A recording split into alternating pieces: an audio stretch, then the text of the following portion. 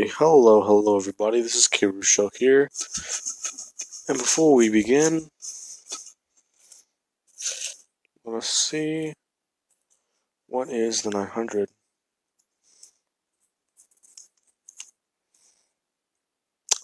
Oh, man. Okay, I kinda am surprised. Someone recommended this to me, and I just pulled it. What if Deku was Bakugo's brother? Alright, that will be 900, the 900 subscriber special, guys. I will get that started tomorrow, and put this one on hiatus once again. That kind of sucks. Okay, now let's begin. Deku, he is walking over and he immediately asks Koda if he can actually spray water on him. Koda would say, yeah, sure, and he's somewhat hesitant to do so, as he raises his hands and actually sprays water all over Deku. Deku immediately just pulls his shirt off, because it's basically just ripped apart at this point, so it's no use in wearing it anymore. As he rips it off the rest of it, Koda and the Pussycats, you just see all the torment and all the torture and scars Deku has on his body. Tiger would actually run up to the boy asking him if he's okay and if his parents did this to him. Deku would say no, in fact, those weren't humans, those were demons. Like I said, this is something bigger than all of us. Everyone here is a target. Once again, not even that. Now I have to deal with something that is much worse. As he gets all the blood off him, he actually tells Koda that that's fine now and thank you. Koda would just say, oh, okay. And Deku would immediately start running back over to everyone else as they see him. A lot of people are shocked seeing how muscular Deku actually is, especially a few new scars. Now, Deku, he immediately says that he needs their help, because this is not going to be easy to explain. As he's saying, basically what he just did was very risky and very stupid. Healing Ibarra, yes, that was good and kept her alive, but if that soul that she now has gets corrupted, so will she. He essentially just put two souls into one human body. The body was not meant to have that many souls. So they might be, how should I say this? Me and Bakugo during the finals. Everyone immediately just thinks, oh shit, as they all look down, and Ibarra actually jerks up awake, gasping for air. Looking around in panic as she sees Deku, she immediately tells him that they need to get out of here, and Deku would just calm her down, saying that it's okay, they're not in hell, they're on Earth. As she doesn't believe him, she looks around, she sees everything going on, and she actually somewhat begins moving her tongue around in her mouth, actually feeling that she's thirsty. Actually believing him, saying that that's crazy, it doesn't make sense. The last thing I remember is, as she immediately just starts patting down her neck, saying, wait, these aren't my, what did you do? As Deku would say that, okay, this isn't going to be easy. I may have taken your soul. Now, before you get mad, just know it was with good reason. Deku would give the whole explanation as to why he took her soul in the first place, stating that essentially, if her soul would have just wandered around hell, it would have been destroyed there, so he kept it with him. Actually, somewhat planning to free it on Earth, so that she can be reincarnated. But he kinda just forgot a bit about it. as he was still somewhat trying to get accustomed to his own life back on Earth. She's somewhat mad, saying that doesn't explain this. Who is she anyway? He would just say, well, you're...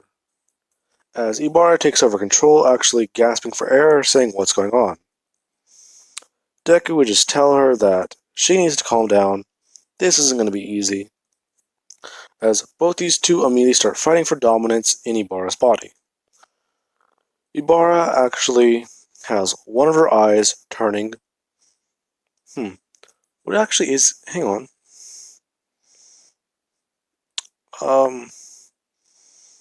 That does not help at all. I don't remember what Ibarra's eye color is. I believe it's green. For the sake of this, let's say it is green. And if it's not, I can change this later, but one of her eyes is actually turning blue. Now, this actually confuses everyone as she turns around, revealing this. She's asking them what's going on. They're stating that her eye, what's... Okay, Ibarra, listen to me. You have to stay calm and just let me explain. What you did was basically you saved another person's life. But I didn't expect to see this so soon. Now, okay. What happened was she's basically you're on life support. What? I kinda had to do this, but your heart kinda gave out as soon as you took the soul. How do you know that? I kinda heard it. Okay, so I died for a second, and you put a soul in me. So, what does that mean? It basically means your soul started to leave your body. What? Yeah, so you guys are kinda... How should I say this? You're kind of at a full tank? Somewhat? That still doesn't make any sense. A part of your soul is missing. What do you mean a part of my soul is missing? I mean exactly what I mean. Basically, you guys are both sharing the space of half of a soul. Meaning that the soul may be gone from now. Well, we better find it. Yeah, I'm gonna try and work on that. As Deku says, he has a better idea. Right now, the devil just painted a bigger target on them all again. So, he needs to do something. Hang on 1 minute. As Deku says this, before we begin, this is Dante's Inferno. There is an entire movie on it. I suggest you guys go check it out, but it's kinda... I don't want to say anything about it for those of you who haven't seen it, but it's not what you guys expect, because there's a live-action movie and then there's an animated movie. I still need to watch the animated movie. Anyways, Deku would say that they essentially need to go back to hell. As soon as he says this, everyone immediately looks at Deku thinking, oh no, not again. But they are willing, saying they will do so if it means it is necessary. May says as long as she can finally try and crack what's in that armory, because she kind of has dreams about that armory. Yeah, I don't know what's in there. It's so confusing. I mean, just imagine it. What could it be? Some new hyper grenade launcher, some prototype armor? What could it be? Even a new spell. Probably a techno spell. That would be amazing. As they look at her, she's somewhat fangirling, thinking they're going back, and this is going to be fun. Which is when Ibarra immediately just stops. Well, not Ibarra, May immediately just thinks, wait, we left the computer there, back at base, right? Yeah, why? It's been over... Jeez, how long has it been? It's been about... Oh god, it's been 2 weeks. So that means, yeah, that computer might be done. Done with what? Todoroki would say, as he walks up saying he doesn't want to be left in the dark anymore, and their little club has just gotten a new member. Well, Tokoyami actually saying, as much as it irks him, he kind of has to go too. But he is a little more concerned. They all act like this hell place actually exists. Now, ew, that was not fun. Now, Deku would say that they can come, but Todoroki, you might get a chance to train that ice quirk more than you think. What do you mean? You are going to dry out. Or heat up, as you can say. I guess you'll be okay since half of you is fire, but even I can't handle that stuff. What do you mean you can't handle it? Yeah, hellfire is not the best thing for a person. Okay, well, I'll just take your word for it. Now, Deku would immediately turn into muscular, actually growing in size, and everyone sees this. Deku actually looks at the muscle fibers on his arms, poking at them, and seeing if his strength has changed. It has not. Deku just thinks, oh, well, this is at least is pretty cool. As he immediately picks up everybody, and Ibarra wraps them up for safety. Deku immediately leaps off of one foot as he grows wings and begins flying towards his dad's lab. Everyone who is left there is in shock, thinking that just happened, right? Now, they will make a pit stop, and who they make a pit stop for is actually up to you guys. Now, what I mean by that is Deku, Ibarra, Mei, Momo, Kaminari, Ida, Bakugo, Jiro, Ochako, Todoroki, and Tokoyami. And one other person. They will make a pit stop for that person and pick them up. Now, you guys can vote on it, but vote for others too, because I'm giving a freebie to some character who they could need development or they could need something else. In fact, I'm throwing in Shinso right now because I want to bring him in. So that means you guys get another character and I'm giving someone a freebie before they ask for him to go. Now then, Deku, they would stop for this person. They would be confused, asking what is going on, as Deku would immediately just tell Ibarra to latch onto them and pull them in. They would get pulled in and they would actually begin flying away once again. Now, this person's concerned and screaming, why are they going or what's going on? Deku would give another explanation, saying they just got a new target painted on their back, so they need to come with them. Now, once again, Deku immediately just says this is going to be the toughest training of their lives, but don't expect it to be very easy because everyone else, including me, had an especially hard time in the beginning.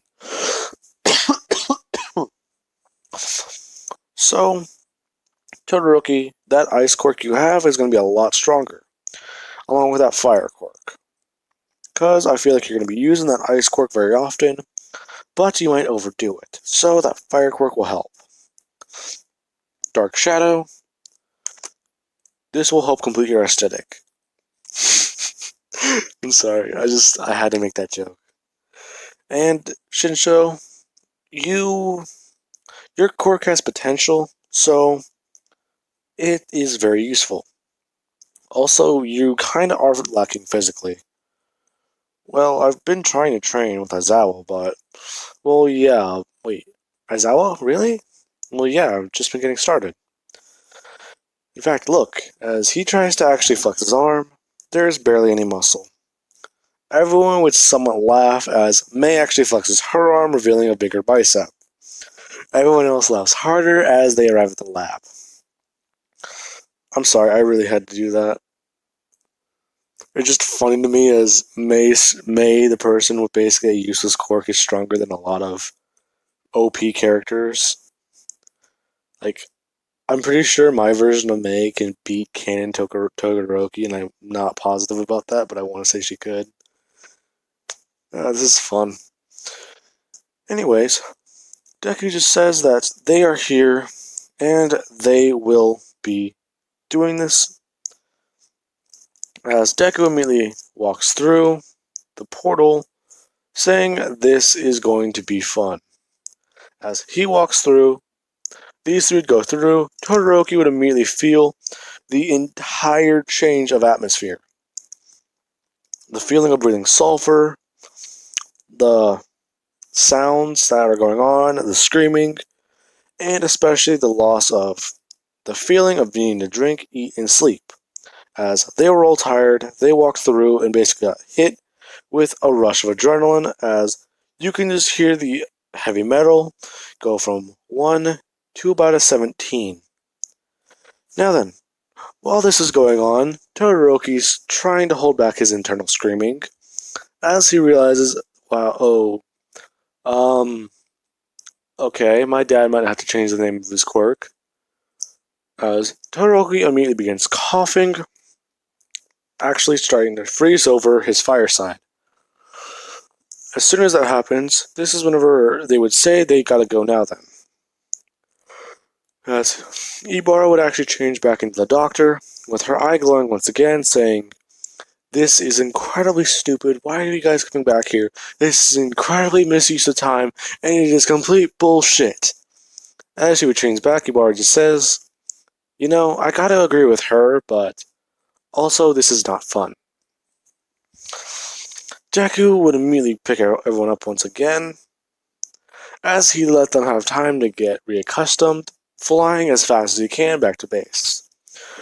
They would arrive and find that their computer is actually done with hacking. In fact, it's also been set to make a model of the helmet, if not an actual piece of the chest plate. Now, Deku and everyone else, they would walk back in, and they would see that nothing really has changed. Everyone else goes back to their own rooms, seeing not really a lot has happened. Now, Todoroki actually has his fire turned on a bit as he begins unfreezing himself. Deku would just say that essentially going outside for him will be a bit more dangerous, but in here will at least help him get accustomed to it. So just crack the door open a little. Midori, this is no time for your shit. This is actually insane. Well, okay. Shinsho, my bud, my boy. You're training now. Wait, with you? Oh no, with May. As May immediately reveals her two batons, she says she can't believe she left a pair of these here, as she begins flipping them around, actually somewhat throwing them out, revealing the blades. Shinsho just says, "Oh Lord, have mercy." And they would begin training. Deku actually walks back over to the room where the wall is and actually starts punching at it. Everyone immediately hears the first punch, and they actually walk over, seeing Deku has still not dented that wall. Deku would just shake his hand as the skin on his hands are actually bleeding. He would say that is some pretty tough metal. He's got to give it credit. He's got to get him something like that. As he immediately thinks about it, he pulls out his gauntlet from his bag and immediately puts it on his arm. He thinks that what happens if this metal hits itself? If not with more force? Deku immediately just starts punching away at the wall, and he actually retracts a blade out as the blade hits the wall, actually snapping in half. Deku is even more pissed off, saying that can't be right. Oh my god. So, this thing is not adamantine as I thought. Or maybe it still is? This is hard. Oh, well, from what I can see in the... Actually, someone scratched the wall. Really? Deku would actually look at the area, running his finger over it, feeling a tiny little scratch. Thinking he is not wasting as much metal as it would take just to get through that little area. Now, he would just say that this wall actually might be more than just what it appears. This is basically a reinforced adamantine wall. Deku just thinks that this is not going to be fun, as Mei immediately just runs over to her computer, sitting down at it, looking at a lot of different things. She would immediately say, "Try this code on the door." As she tries, Deku would actually input the code, and the door would beep. Deku would walk through the door, and immediately look around. He sees multiple different types of firearms, different types of grenades, different types of arm-mounted machinery, and actual weaponry, along with more blueprints, more advanced versions of things, and something he actually catches his eye. A giant shotgun that appears to be the size of one of Muscular's arms, if not the size of his arm. He immediately says, "Get a load of this thing," as everyone, including Mei and Momo, they would immediately just jump at it. Mei actually tries picking it up as it falls to the ground, knocking her over, saying that this thing is heavy as hell, what the heck? Or, it's heavy as hell, what is in this? She immediately tries lifting it up as she actually moves it upwards, basically saying that she thinks this thing might weigh 150 pounds, but that might just be an understatement. Deku immediately grabs it from her picking it up, actually holding it in his hand, saying, "Okay, this thing is it even loaded?" As he checks the magazine, seeing that it is not. He immediately asks someone if they can find a box of shotgun shells, and Mei would just throw him two.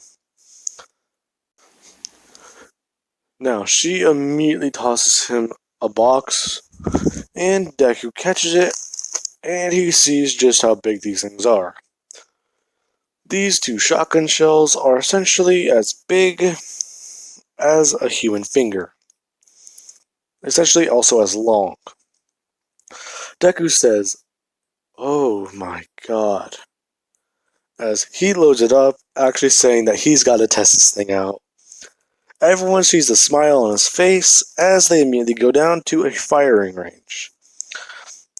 Deku immediately just says, "This is going to be great," and he actually fires the shotgun as he visibly recoils, actually having it blast a hole through a target dummy. He would just say that that thing actually kicks pretty hard, and people wouldn't believe him.